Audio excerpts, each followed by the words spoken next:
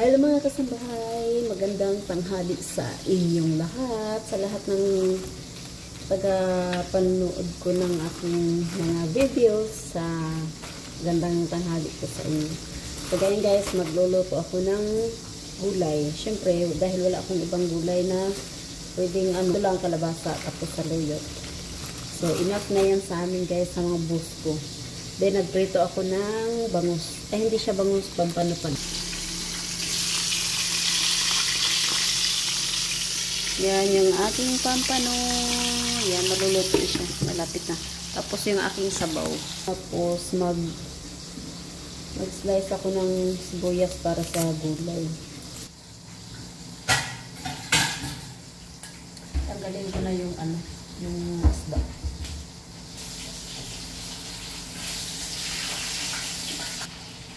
Kamatis. Yan yung ating hipon guys. Para may lasa yung ating gulay. Ating saluyot, himayin na natin. Sino mo bang mahilig kumain ng saluyot? Sa mga buntis guys. Maganda siguro to sa kanila para pag manganak sila is mabilis lumabas yung baby.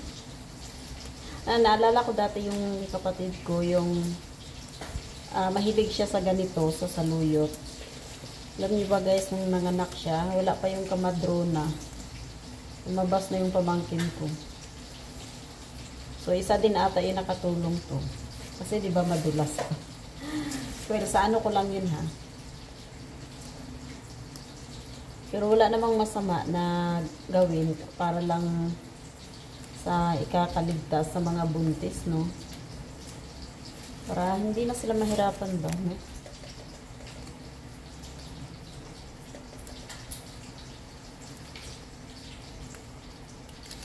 Sarap to siya, lalo na kung kumpleto yung gulay mo. Yung bunga ng malunggay. Okay na yung yung pampano.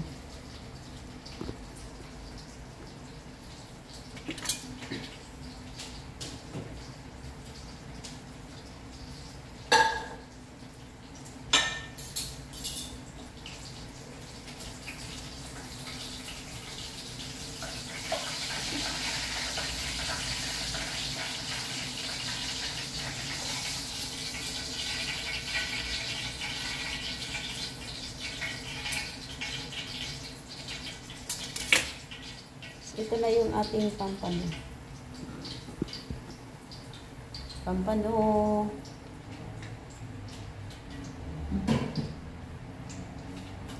Ito ko muna ilagay para para walang langaw. Tapos yun nga, no? So sa mga buntis, ayan, subukan yung kumain ng mga saluyot para hindi ka mahirapang umiri. Para lalabas agad yung iyong mga junakis.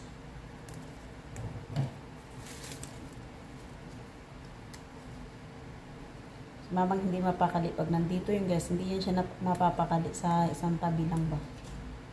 Ayun, tapos na siyang maglinis doon sa labas. Doon na naman siya, paikot-ikot na naman siya sa harapan. Ewan ko anong pinagagawa nito ni mama eh.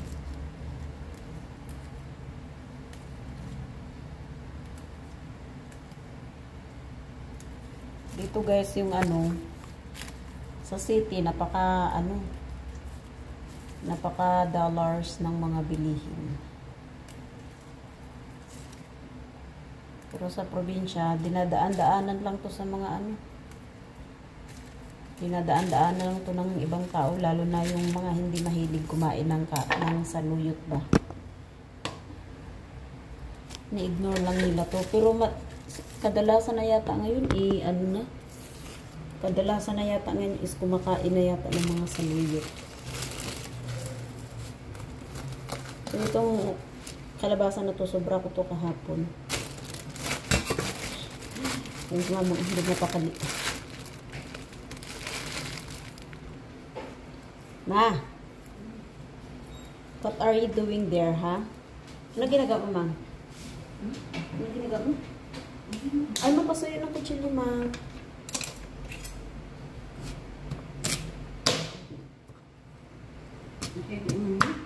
Anong ginagawa mo?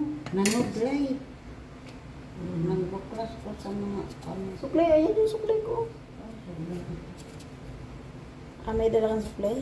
Buklas ko ang pangpunas ni Tirado. Dito na po. Saan nilagay? Dito Sa lagayan niya? Ba't di-dryer mo? Ba't ang bilis na tuyo? Ikaw, ha?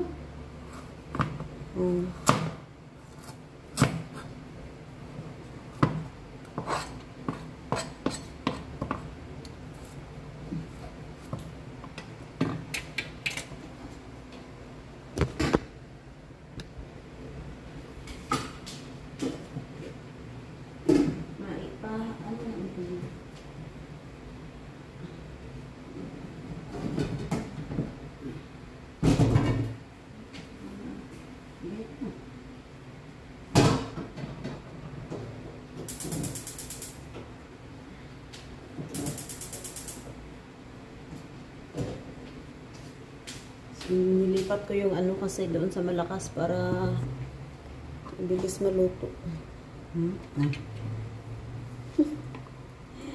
Nag-video ako, Mang.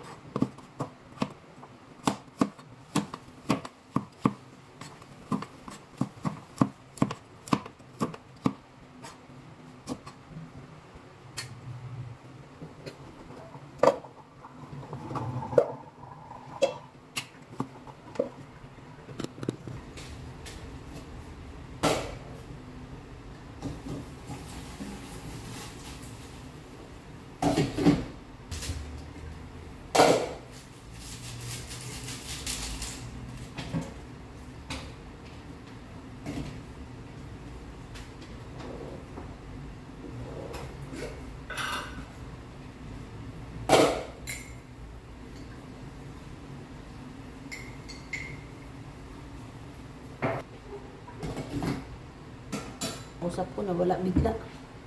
Pag-usapan namin guys yung ano, yung gulay ba na ano, gulay na dinengdeng na sa amin kasi sa probinsya, gabi, sitaw, kalabasa, talong, okra. Tapos malunggay mang no, kaya itong saluyot mang no. Ang sarap guys. O kaya naranasan niyo po ba guys na magluto kayo ng takway? Ano yung sa ano gabi mang takway mang no? Ay, ang sarap nun. Promise. Kung sinarap niyo dito ano? Wala. Isarap mo. Kasi ano? May amoy. Inalaka kung ano man. Kasi alauna. Ayun siya na. So, tapos na yung ating gulay. Gulay ni Loray. Yan. Napakasimpleng gulay nito. Pero napakasarap. Tapos, syempre, yung ating hipon. Hindi mawawala. Mang, music mo, Mang. Nagbe-video ako, Mang. Music mo ba? Nagbe-video ako. Yan. Diba? Ang sarap ang gulay ni Loray. Dito na lang yung aking video guys. So salamat sa mga nanonood ng aking mga video. Mang, madir. Mas mamang. Walang pakialam sa ano ko eh. Yan. So hanggang dito na lang yung aking video guys. Bye. Thank you for watching and God bless us all and have a good day. Bye.